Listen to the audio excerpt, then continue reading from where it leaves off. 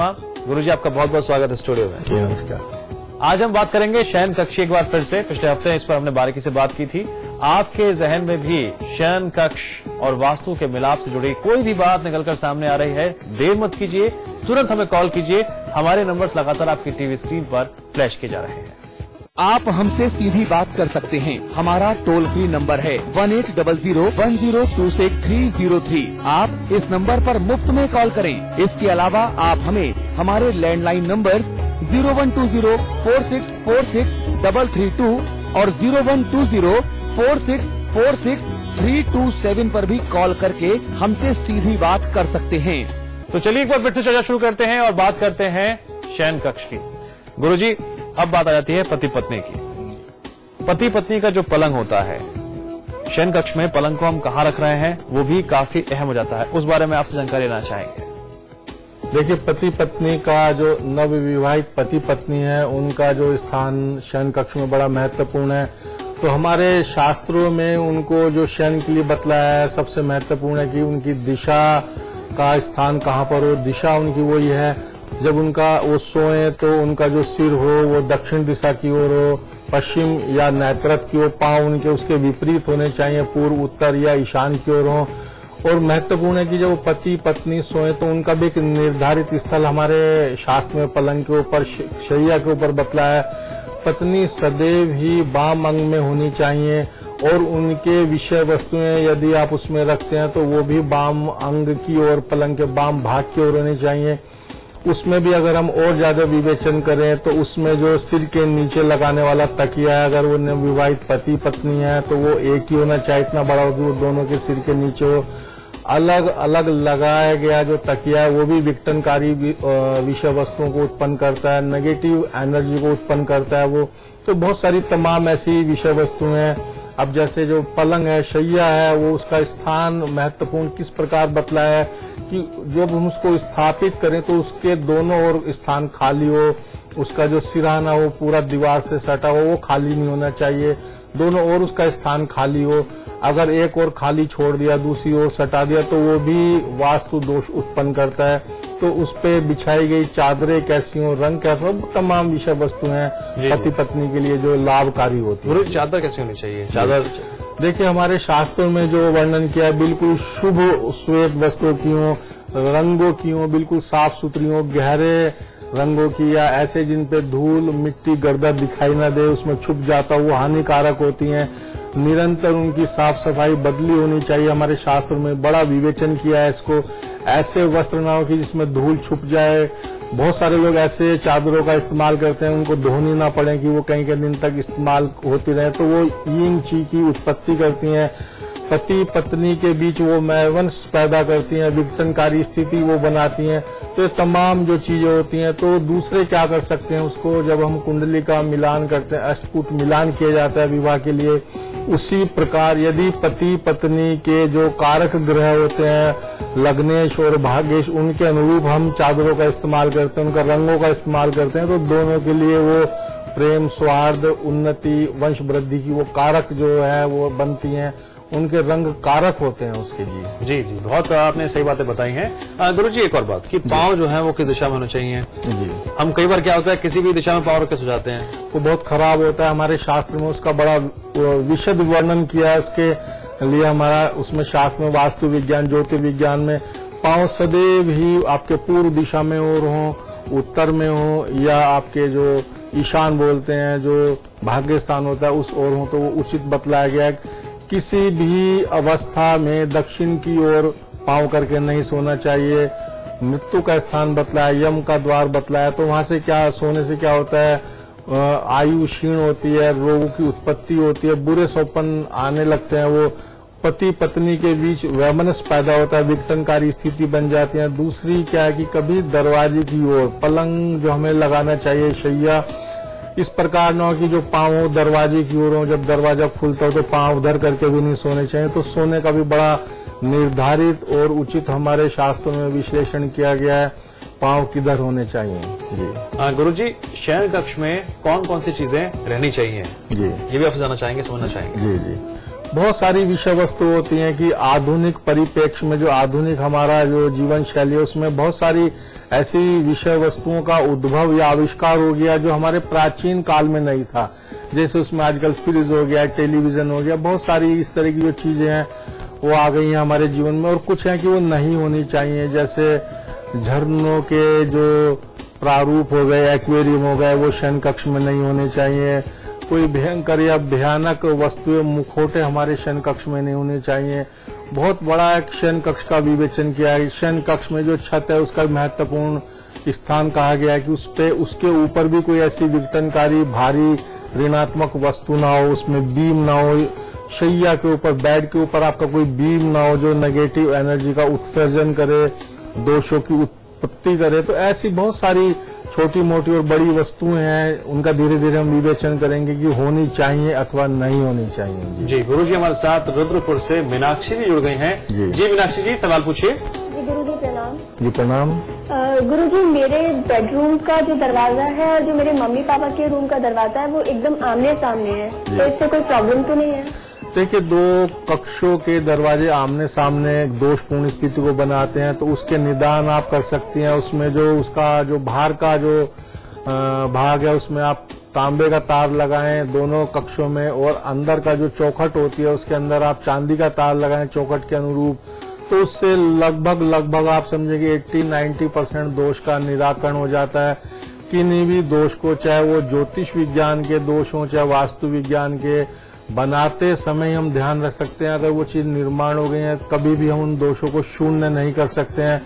80-90-95% तक हम उनका उपाय करके निदान कर सकते हैं। जी गुरुजी जो सवाल सामने आया उससे एक स्थिति और पैदा हो गई है। वो स्थिति ये है कि अगर बेडरूम का दरवाजा ज्यादातर वक्त बंद रहता है, आजकल है ना, आजकल जनरेशन जो हो गई है कि कमरे में घुसे दरवाजा बंद, इसका क्या असर पड़ता है? उसमें क्या होता है, बंद जो कमरे होते हैं, बंद कक्ष होते हैं, बंद भवन प्रसाद या जो महल होते हैं, आपने देखा होगा हमारे शास्त्रों में बड़ा उनको संज्ञा दी है, वो भूता हो जाते हैं। भूता से मतलब वो नेगेटिव एनर्जी से ओतप्रोत हो जाते हैं। उसमें उचित प्रकाश नहीं जाता, उसमें वायु का आदान प्रदान नहीं होता है। तो कक्ष सदैव खुलते रहे, साफ सफाई उनकी होते रहे। भले ही जो उनका स्वामी है, शयन का स्वामी है, उस कक्ष का जो स्वामी है वो बाहर गए हों, विदेश गए हों या लंबे किसी अपने कार्य से बाहर जाते हैं, पर उनके कक्षों की सदैव वो खुलने चाहिए, उनकी साफ सफाई होनी चाहिए, बंद नहीं रहने चाहिए। तो बंद कक्ष में बहुत सारी ऐसी विषय वस्तु होती हैं जो ऋणात्मक ऊर्जा का उत्सर्जन करके उसको खराब कर देती हैं। जी तो आपसे हम ये भी समझना चाहेंगे कि शयन कक्ष में हम वो कौन कौन सी चीजें रख सकते हैं जिससे फिर पॉजिटिव एनर्जी यानी सकारात्मक ऊर्जा का प्रवेश हो और नकारात्मक ऊर्जा, जैसे हम कहते हैं ना कि रात में हमें साया दिख रहा है और कई तरह के ऐसे उलूल जुलूल सपने में आते हैं जो हमें रात भर परेशान करते हैं। उसके कारण होते हैं उल जुलूल जो सपने, आपने स्वप्न की बात बताया, उसमें दोष मुख्यतः होते हैं कि उसमें जो छत में बीम होता है वो भारी सबसे महत्वपूर्ण होता है, उसको लोग ध्यान नहीं करते हैं। तो उसको हम एक फॉल सीलिंग या कृत्रिम छत का निर्माण करके भी उसको हम ढक सकते हैं। तो उससे क्या होगा कि जो ऋणात्मक ऊर्जा उससे उत्सर्जन नहीं होगा। या बहुत सारी ऐसी जो आपने बताया कि हमारे पांव की डायरेक्शन गलत हो, हम गलत दिशा में सो रहे हैं, दरवाजे की ओर पैर हो, तब भी इस प्रकार के दुस्सपनों की उत्पत्ति होती है, सायों की उत्पत्ति होती है, या जो रोग होते हैं।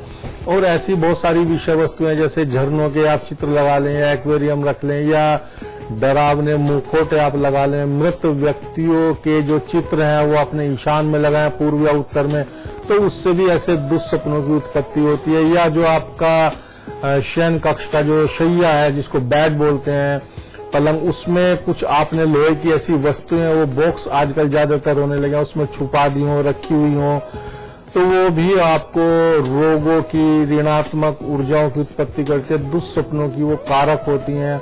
तो इस प्रकार की बहुत सारी अनेकों विषय वस्तु होती हैं जो शुभ या अशुभ फल प्रदान करती हैं। जी बिल्कुल बिल्कुल गुरुजी, और हम उम्मीद करते हैं कि गुरुजी ने आपको जो तमाम बातें बताई हैं उन्हें समझिए, उनको अपने जीवन में डालिए, ताकि तमाम तरह की जो दिक्कतें हैं, हमें ये दिक्कतें नजर नहीं आती हैं, ये दिक्कतें ऐसी होती हैं जो धीरे धीरे हमारे जीवन पर प्रभाव डालती हैं और हम समझ नहीं पाते कि हम कुछ भूल चूक तो नहीं कर रहे हैं, फिर ये दिक्कतें क्यों आ रही हैं, ये परेशानियां क्यों आ रही हैं, लेकिन इसके पीछे वास्तु दोष सबसे प्रमुख वजह होती है। गुरुजी आगे बढ़ते हैं। अटैच बाथरूम, आजकल इसका चलन बड़ा हो गया है। हम बड़े बड़े ऐड देखते हैं ना, 3 बेडरूम विद अटैच बाथरूम। एक चलन, नया चलन शुरू हो गया है। वरना पहले क्या होता था कि जो शयन कक्ष है वो एक तरफ और बाथरूम दूसरी तरफ पूरी तरह से। जी भवन का निर्माण होता भवन था। के अंदर उसका एक हाँ, हाँ। निर्धारित अलग से स्थान होता था, तो लोग जो जाते थे उसमें अलग से एक स्थान बना होता था। पर आजकल अब बदल गया है। जी बदल तो ये कितना सही है, कितना गलत है, और क्या देखिए, वास्तु के अनुरूप हम उसको ठीक नहीं मानते हैं, पर क्योंकि अब प्रचलन पाश्चात्य जो जीवन शैली है, बहुत आरामदायक जीवन शैली का एक अंग बन गया है शयन कक्ष, तो उसको देखें कि उसमें अब निर्माण ज्यादातर जो मल्टी स्टोरी जो भवन है उसमें सब ज्यादातर वो निर्माण होने लगा है, तो वो दोष की उत्पत्ति भी करता है। यदि उसका मुख आपके बेड की ओर हो या आपने बेड स्थापित कर लिया उसके सामने, वो हानिकारक होता है। नेगेटिव एनर्जी जो बाथरूम से निकलती है वो आपके शयन कक्ष में फैल जाती है।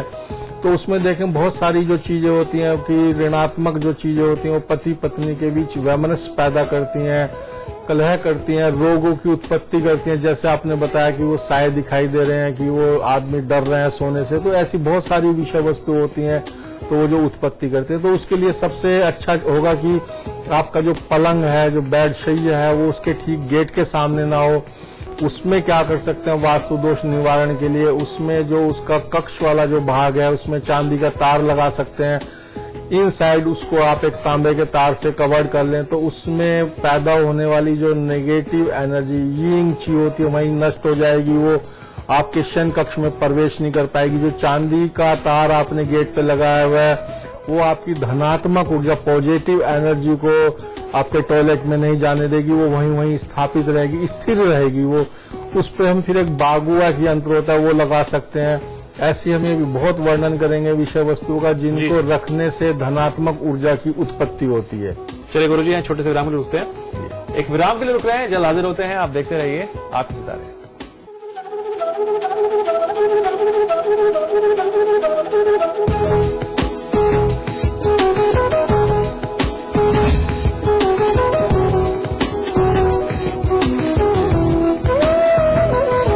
विराज कंस्ट्रक्शन प्रस्तुत करते हैं आपके शहर लखनऊ में फैजाबाद रोड पर संपूर्ण आवासीय योजना बीवीडी ग्रीन सिटी निर्माण कार्य तीव्र प्रगति पर। आज ही संपर्क करें।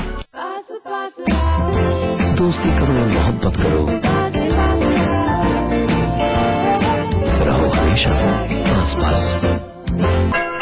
दिल के झरोके में तुझको बिठा कर, यादों को तेरी मैं दुल्हन बना कर रखूंगा मैं दिल के पास, मत हो मेरी जाऊं उदास। देखिए अधूरी दास्तां रात 8:30 बजे सिर्फ समाचार प्लस पर।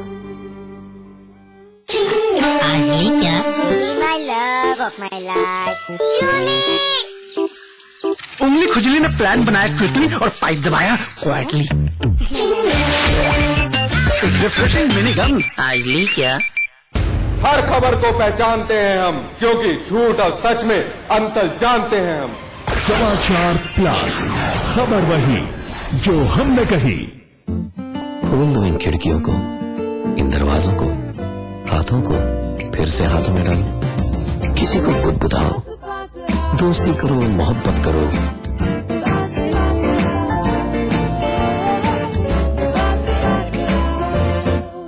गले मिलो, आंख मिलाओ, किसी को अपना बनाओ, ताया ताई, मौसा मौसी, सबसे प्यार करो, रहो हमेशा पास पास।